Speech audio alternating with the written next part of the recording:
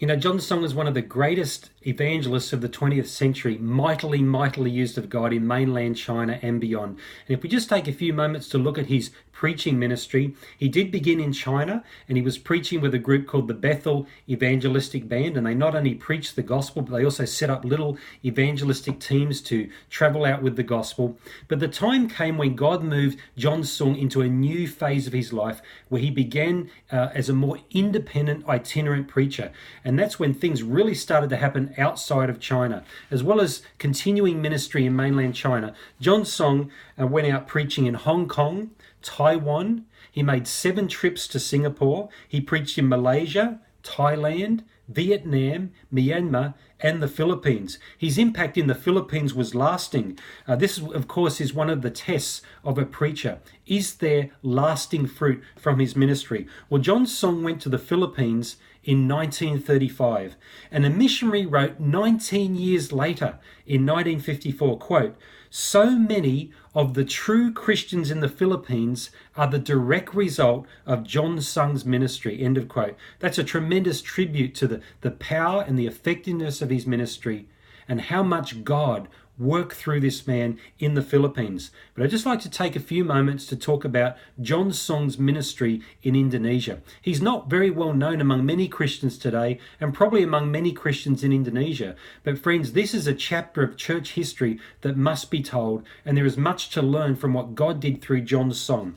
See, he preached in Indonesia in 1939, and 10 years later, after his ministry there, with World War II occurring in between 1939 and 1949, taking up 5 years out of that 10-year period, a lady named Miss Barbe wrote, "We dare say that the Chinese churches in Java are still alive today only through the blessing of the revival that John Song was mightily used of God in." Yes, in spite of the ravages of World War II and all the damage it did and the persecution of Christians in Asian nations, this lady could testify that the Christian churches 10 years later was still being blessed because of the revival God brought about in Indonesia, with John Song being a real arrow point in that revival.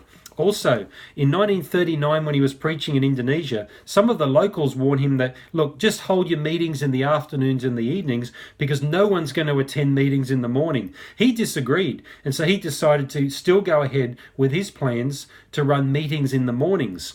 And his biographer notes that to the amazement of everybody, the Chinese closed down their shops.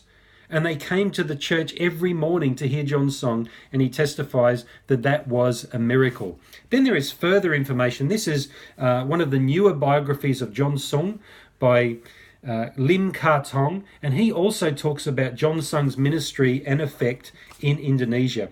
He says that although John Song only visited Indonesia for a few months, that the lasting impact on the Christian community was, in his own words, immeasurable. Kurt Koch wrote a book called The Revival in Indonesia, and he observed that John Sung's ministry in Java was a contributing factor to the great revival experienced in Indonesia in the 1950s into the 1960s. An OMF missionary who worked for years in Indonesia wrote in the late 1960s that the impact of John Sung's ministry was immeasurable, and the spiritual results remained to this day. Then, one of John Song's interpreters said, and I'm going to read you his exact quote. He says, quote, "There was nothing remarkable about the preaching style of Dr. Song. His repertoire of sermons was not large, his presentation occasionally childlike, but a great power radiated from him. And as his interpreter, I could feel the effects of it upon myself," end quote. Oh yes.